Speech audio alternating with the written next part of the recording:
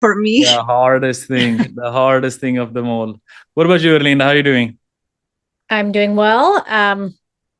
I'm calling in from Oakland, California, and the win for the week is I'm getting caught up at work, um, just staying calm. I was surprised in dealing with a possible disaster. I stayed calm and I just had the mindset of like, whatever happens, I'll handle it and everything will be good. And That's it. not my usual freak out and panicking. And I think I have to say, I think I'm becoming more calm because of just I'm becoming more consistent with my meditation practice. That's awesome. That's awesome. They get a round of applause for that. That's beautiful. And I mean, that is again one of the thing with patience and the thing with delayed gratification is keep doing the right thing, right? But it feels so unrewarding that you keep investing in this thing, you keep investing, you keep investing, you keep investing, but you don't feel it until that one time that you feel it, right? And I mean, this is a perfect example. And Marielle, it's the same thing for you. It's just you're just been keeping on going, keep on doing it. We spoke about this over the phone. It's don't always focus on the outcome. Focus on the process. Focus on doing the thing that you should be doing, and then sooner than later you're gonna end up where you've ended up, or where you need to end up, or where you want to end up, right? Because if we're constantly focused on where we are versus where we want to be, that is always going to be a gap. There is always going to be a gap of where we are and where we want to go. What's up, Elisa? Hope you're doing good. Nice to see you here. So it's a gap between where we are and where we want to go. But if we know what it takes to get here, right? And this is why one of my favorite expressions is just it takes what it takes. There's no other way around it. You want to get calmer? Well, meditate. You want to become emotionally stable? Well, a lot of research is pointing that you got to work out and take care of your mental health, and you do that by meditating. And sooner than later, you will get there. And even if it's later, you still have to do the work. And that's the thing with just that you can draw that parallel on so many different levels. You can draw that parallel when it comes to to workout, having a physique that you want or that you're proud over, whether that is that you have energy to do something, or whether that is that you have a vibrant energy, or whether it is that you're big and strong, or low body fat or whatever. They're like, that took time to get there, right? That took real time to get there. That took effort. And there's always people that's gonna say, yeah, but it's genetics and blah blah blah. It's like, well, I mean, yeah, sure, you could argue that it is genetics, right? Doesn't take away the fact that out of all the people I know that train as hard as I do, basically everybody who train as hard as I do look like me. So I don't know how much genetics it is. And everybody that doesn't train as hard as I do, they usually don't look like me. So, and the people that train harder than I do, they're bigger than I am. and that's the case, right? And that's the case. And sometimes we just have to remember that it is the journey. This is why we are doing it. And just trust the process. Everybody that joins our program, one of the first things I have you guys write out is just, I respect the process. I trust the process. And it is what it is. There's a reason our coaching program is a minimum of 4 months. We don't do monthly. And it's because if you just do a monthly, you're not going to understand, you're not going to reap the rewards. You're not going to get enough from what it is, right? You're not going to get the full experience. You're not going to get the full, because it's compounding interest, right? So it's like, first month, you do this much progress. Second month, you do this much progress. Third month, you do this much progress. Then fourth month, you do this much progress, right? And it's the same thing here. And one of the things that is so important that now, for example, where you are, Linda, you said that now you're more you're calmer, and you had a calm response and said like, hey, whatever happens, it's gonna happen, and I'm just gonna deal with it, and I'm gonna deal with it good, like I always do, or I'm gonna come out of it of the other end like I always do. And one of the things that we need to remember with that is that completely lost it. Completely lost it. I swear I had it. Did it have to do with trust? Like just trusting yourself to Take be it good? away. Take it away. Yeah. That you'll handle it? Take it away, Elina. Mike is yours. Mike is yours. I mean, I think that's a problem that I used to have. I just didn't trust myself on handling things. I always would, like go to the worst case scenario.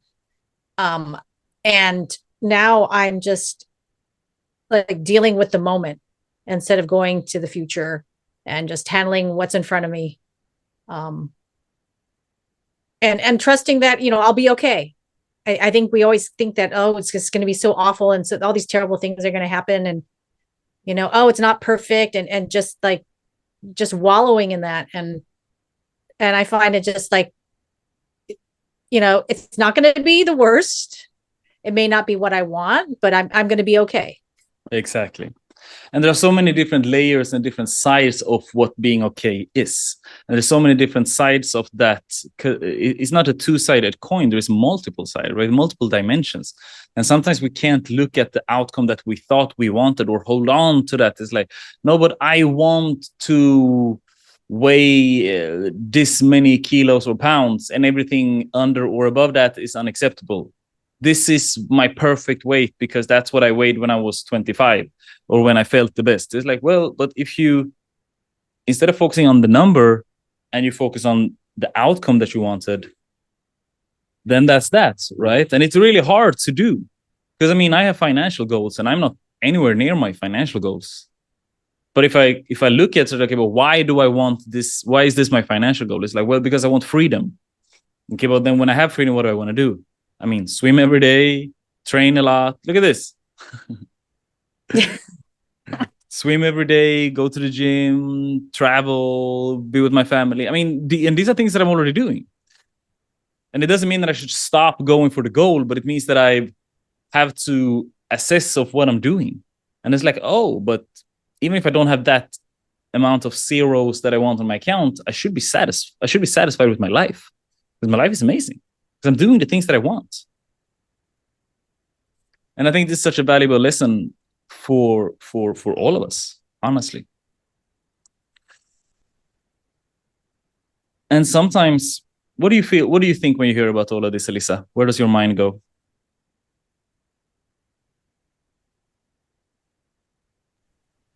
Oh, well, I was actually thinking that, yeah, sometimes for me, like Erlinda says, my mind like it's in the future that I'm not like enjoying the present.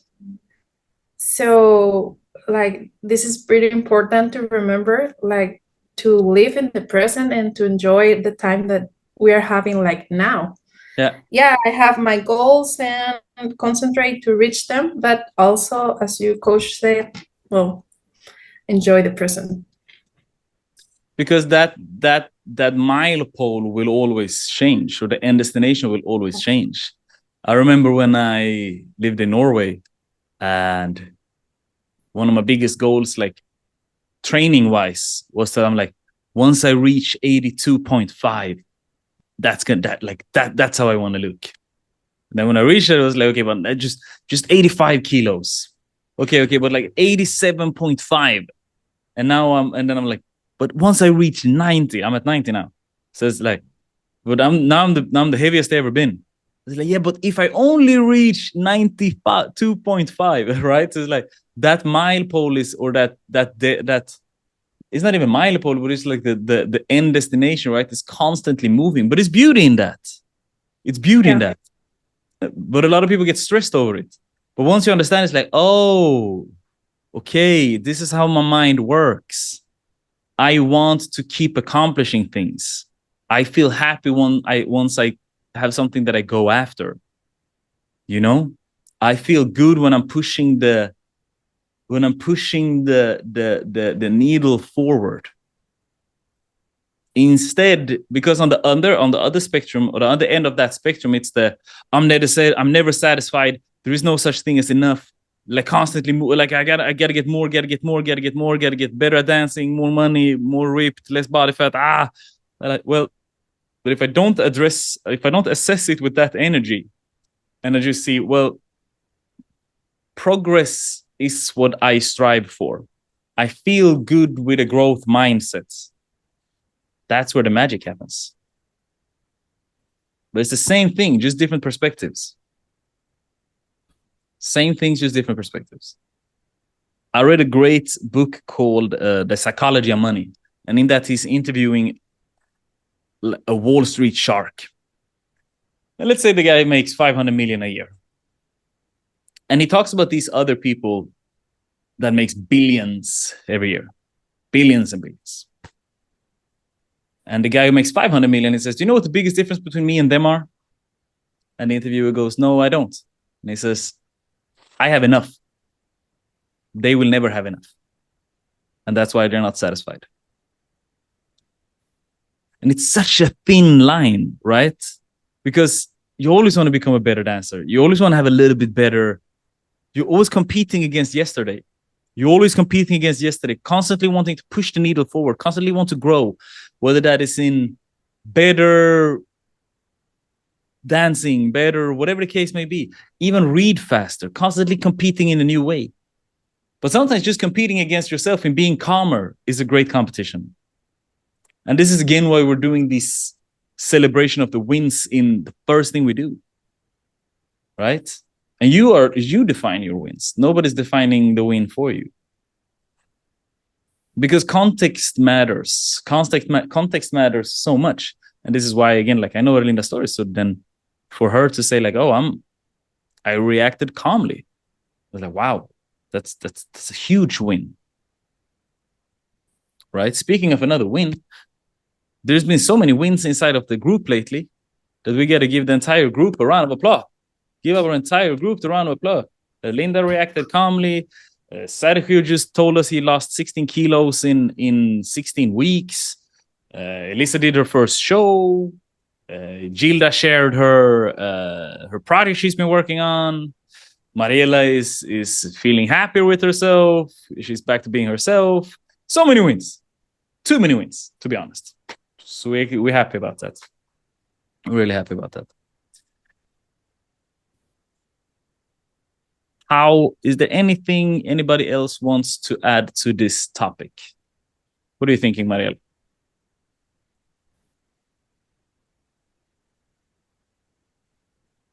It was a lot of information, but yeah, I'm in the same that you guys. That's awesome. That's awesome. Yeah. There are so many things we can talk about when it comes to delayed gratification, because that's what it is, right? What we are talking about, how to master delayed gratification, and how long can you do the static work before you reap the rewards. And the longer you do it, the greater the reward will get. The trick is to not forget to acknowledge the wins, because if you don't acknowledge any wins along the way, you will hate the journey. Okay. And this is why I'm so focused inside of the coaching to say like, hey, we gotta acknowledge your wins. We can't build on top of wins that we don't acknowledge. So if you have this grandiose goal of, let's say Sergio, for example, Sergio wanted to lose 40 kilos. But if he didn't even celebrate that he lost 16 kilos, then he would just be like, oh yeah, like I have 32, I have 22 kilos left, or 24 kilos or whatever, and I'm yeah, like this is not good enough. They're like, well, yeah, but with that mindset, with that mindset, is not good enough. But if you look at like, like you lost 16 kilos, that's huge. And if your goal is 30, I mean, we have 14 kilos left. So if you lost those 16 kilos, that means you can lose 14 more. But if you're only focusing on the big goal, saying, oh, my goal is 40, my goal is 30, they're like, then you will never reach there. Because then this is not going to be worth it. Mariela, go. Yeah, I gotta stop saying Mariela. Your name is Mariela. I'm sorry. I don't know why. I don't know why I keep saying this today. It's okay. I have a question about what are you talking? What is the point, middle point between the exigent? I don't know if that's the translation, but the demanding of yourself, like, for example, oh, I'm going to celebrate this, but maybe it's not. I don't know if I can explain. I try to translate that. No, but celebrating and not be demanding with yourself. Yeah. So if I understand your question correctly, it's like, when do you celebrate and when do you demand more?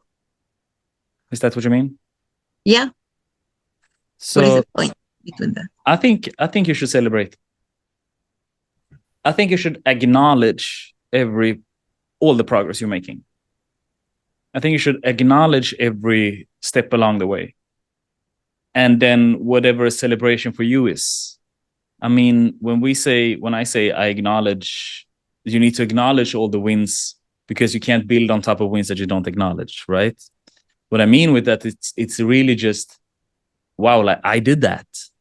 That's me. I'm awesome. Good job. I keep moving, right? A lot of my friends are complaining that I don't celebrate a lot, right? I don't stop and like, oh my God, I got to throw a party. I did TEDx. Like, let me throw a TEDx party for myself. Or like, I did this. Like, let me celebrate. Like, but I acknowledge the fact that I've done it. I'm very good with acknowledging to myself that I have reached this point in life. But I don't stop in my tracks and just like, okay, let me throw a big party, right? That's not what comes to me naturally. What comes to me naturally is more oh, wow, like I really did that shit. That's crazy. And then maybe a cigar. I like smoke cigars. So maybe that's a way for me to acknowledge the fact that I'm doing the right thing. Sometimes it's just a conversation with David. I just share something with David. I'm like, bro, like we did that shit. He's like, yeah, it's crazy, right? I'm like, yeah. Like we're doing exactly what we said we wanted to do. We're doing it right now. He's like, yeah, it's crazy. I wonder what's next. Yeah, me too. Okay, let's go. And I think that that's something that you need to do. That's something you need to come up with. Because sometimes for me, again, it's just like, let me go to a coffee shop and have a coffee, right? Like, it doesn't need to be this big thing, but it needs to be something that makes you acknowledge it. And I honestly think the more you do it, the better. Linda, shoot. I'm using this book in my class called Top Dog, and it's about competition. And there's a section about coaching women. And I guess women tend to be really hyper aware of what they're doing wrong. So when you're coaching women, you want to keep them, you want to make sure that they see a highlight reel. And so that goes to what you're saying about celebration, is that women need to be reminded of what they're good at and their strengths. And the whole point is to keep competitive fire high and motivation high. Because if you're focusing on what's wrong, that you get really super demotivated. And I think that's when you give up. And, when you're talking about perfection, and I think women do tend to be, overly perfectionist.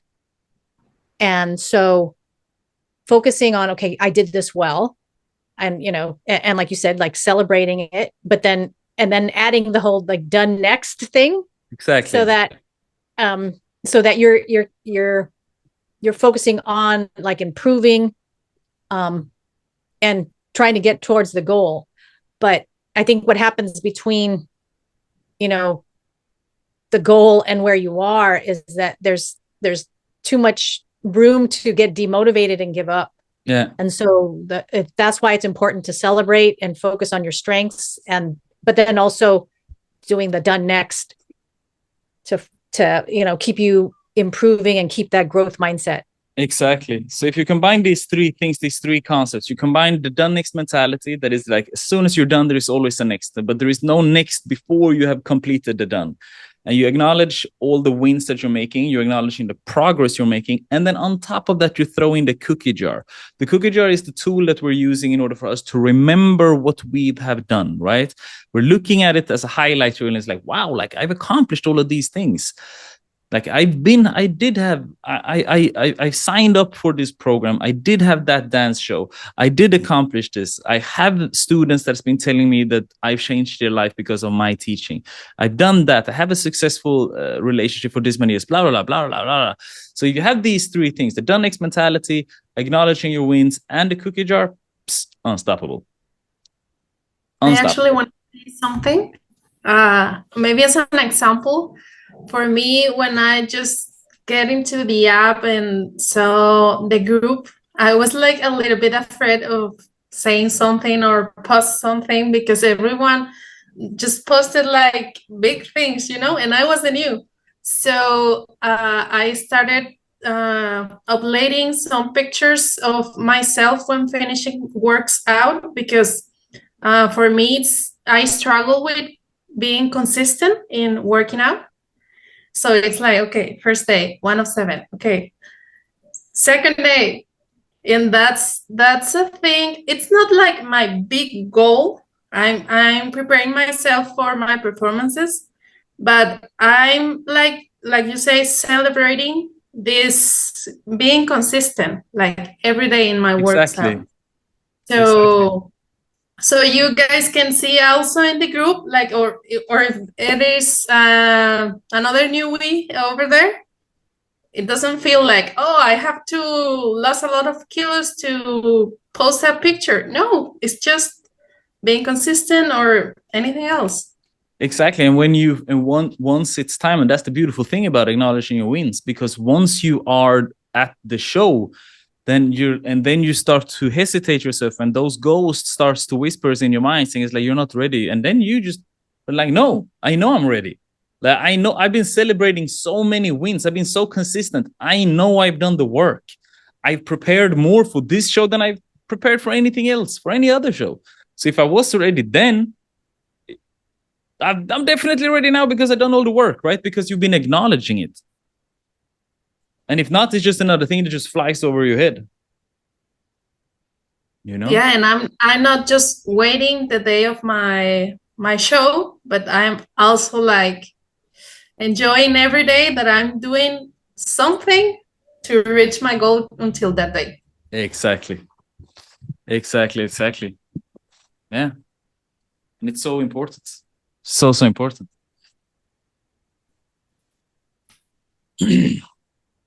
Anybody else want to add something? Because I think this is powerful. I think it's been a very good, short but important class. Yeah. Familia, I think that's that. Thank you so much. Said we're going to keep the class a little bit shorter today. I appreciate it. Thank you guys for coming. Same week. Shout out to Elisa for joining us today. We appreciate you being here. And yeah, same time next week. See you inside of the application. I'm going to say bye, dancers. You're going to say for dancers. And then we are out. So what we do, Elisa, is that we... yeah, I think you've seen it, perhaps. I say bye, I'm going to do a little talk. I record with my phone. I say bye, dancers. And then you guys are going to say for dancers. And then we take it from there. Okay, sure. Bam! Another Thursday webinar. Familia, thank you so much for letting me spend time together with you, sharing knowledge and sharing wins together. Remember, as always, bye, dancers. For dancers. Let's go. Ciao. Talk to you soon.